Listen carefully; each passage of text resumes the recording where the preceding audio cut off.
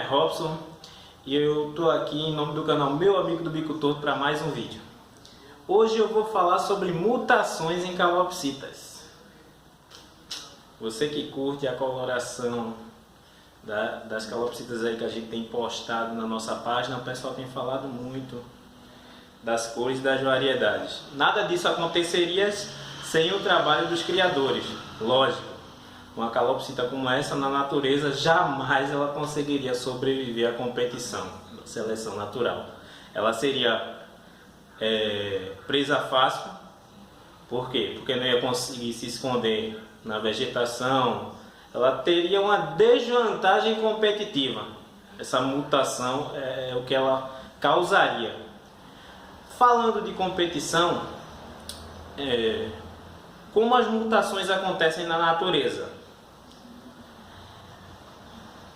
A ave, ela nasce no padrão cinza silvestre, que é aquela ave toda cinza e o macho tem a carinha amarela. Uma das poucas mutações que tem dimorfismo entre macho e fêmea. O macho, ele, quando vai chegando aos seus 6 meses, a carinha dele vai amarelando e você sabe que ele é macho, você consegue saber que ele é macho. Aquela mutação, ela é bem sucedida, por quê? Porque consegue se esconder bem na vegetação, ela é mais ou menos da cor das folhas. Sabemos que a calopsita é uma ave australiana. Ela consegue se esconder de predadores e assim ela consegue escapar mais, se alimentar. Já a ave que nasce com a coloração diferente, na natureza, normalmente ela vira logo uma presa e sem o trabalho dos criadores, então de parabéns, jamais conseguiríamos ver a calopsita nas cores cara branca, arlequins, lutinos, entre outros, que seriam vencidos facilmente nessa competição. A evolução ela tem a capacidade de mutar uma ave num tronco de árvore. Se você colocar no YouTube e em outros locais, você vai ver facilmente aves que se camuflam perfeitamente como um tronco de árvore. Aquela ave ela nasceu exatamente com a coloração daquele tronco. Mas o que acontece? Nasceu uma ave com a coloração daquele tronco, nasceram várias árvores, pode ter certeza. Uma delas, a coloração da plumagem se assemelhava ao tronco. Essa ave na competição, ela foi bem sucedida. Ela conseguia surpreender a presa, ela conseguia se camuflar melhor para não virar presa de algum outro predador.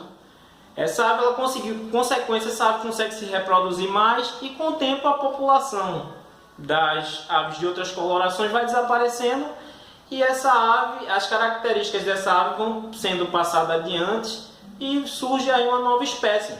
Assim a evolução trabalha com as mutações na natureza.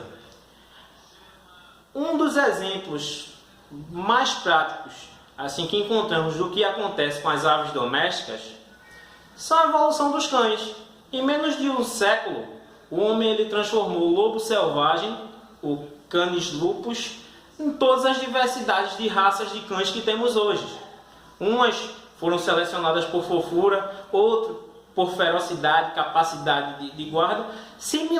É similar ao que acontece hoje com os pássaros, com as aves domésticas. O homem ele vai fazendo reprodução daquelas aves, vai fazendo cruzes sucessivas e acabam nascendo aves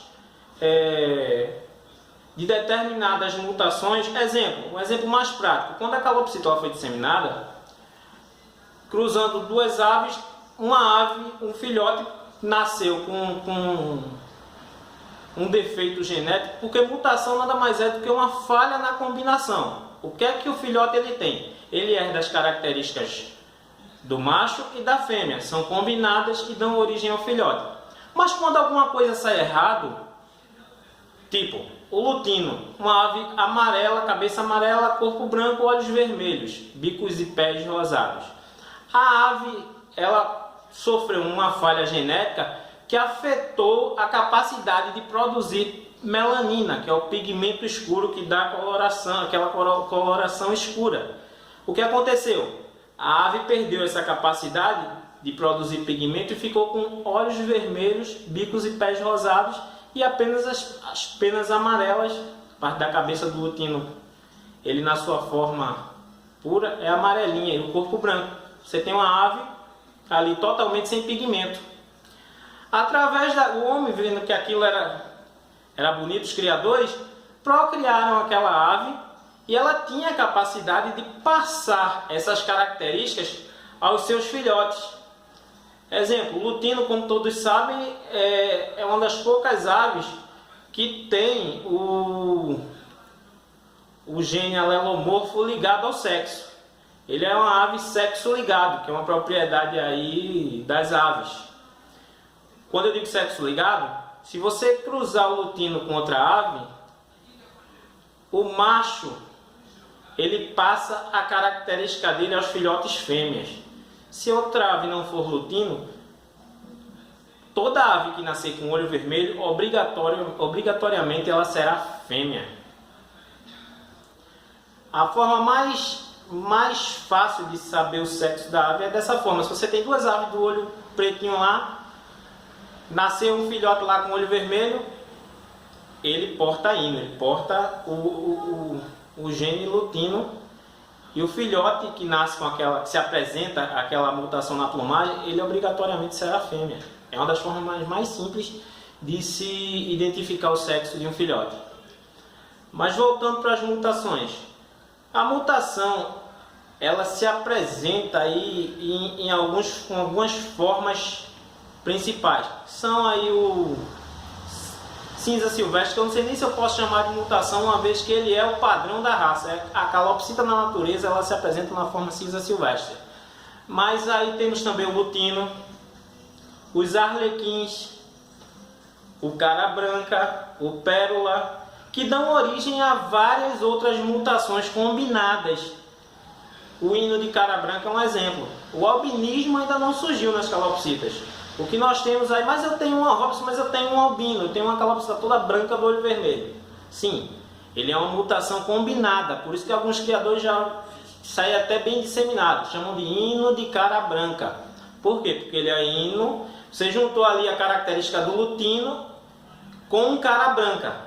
O cara branca, ele perdeu a capacidade de produzir penas amarelas, e o lutino, ele perdeu a capacidade de produzir penas escuras. Quando você mistura os dois, você cruza os dois, você tem ali um filhote que é da característica dos dois. Então ele perde a capacidade de produzir penas escuras e penas brancas e penas amarelas.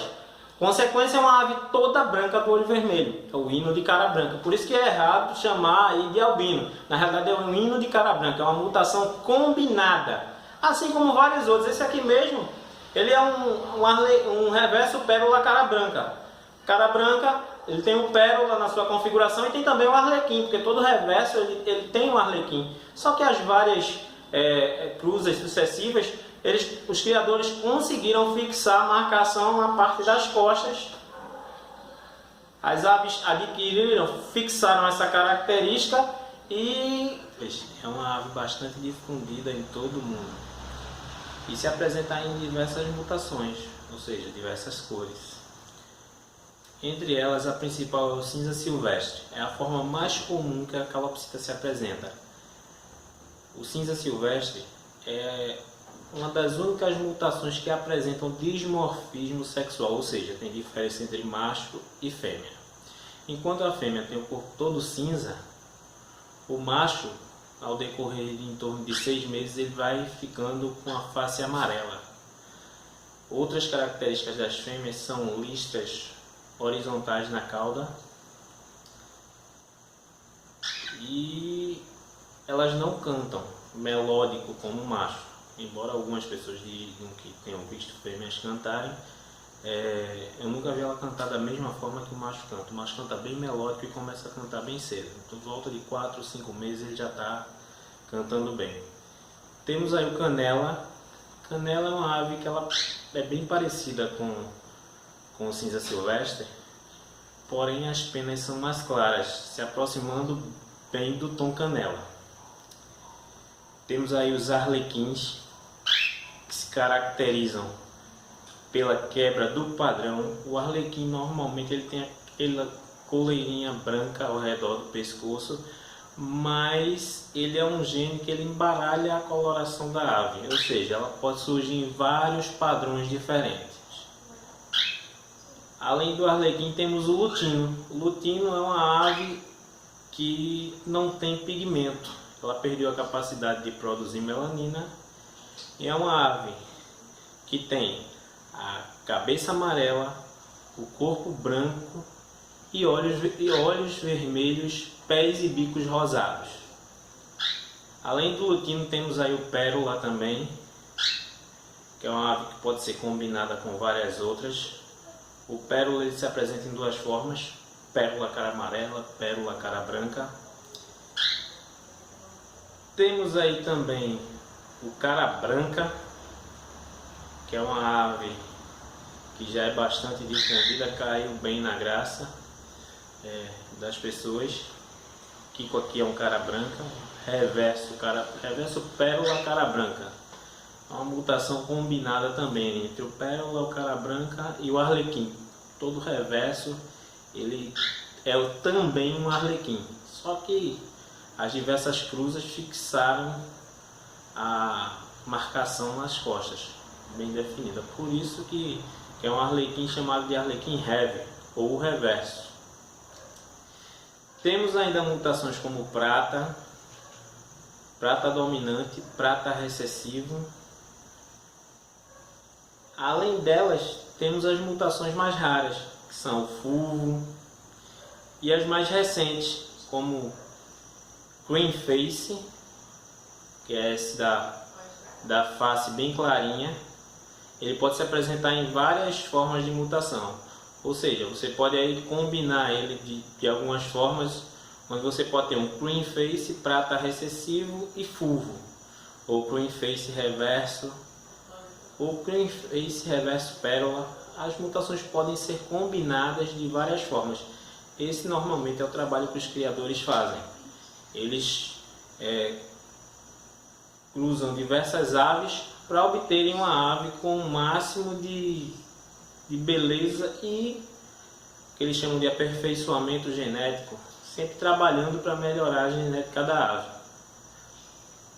Além do cream face, temos aí também o yellow face, que é uma ave que também se apresenta de várias formas, pode ser combinada com outras mutações, e tem a bochechinha, essa característica da bochecha bem amarelinha, diferente da ave silvestre vista lá atrás, onde o tom da bochecha é laranja.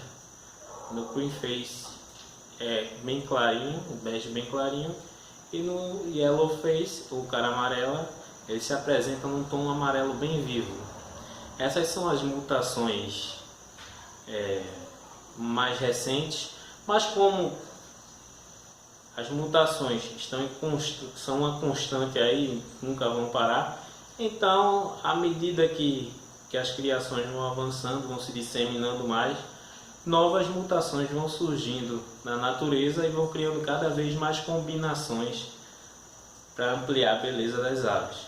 Esse é o principal trabalho aí dos criadores. Lembrando que para cada ave aí que é criada em criador doméstico, outras 10 aves da natureza são poupadas. Você tenha gostado do vídeo, fica com Deus e um forte abraço, e até o próximo vídeo. Nos vemos no próximo.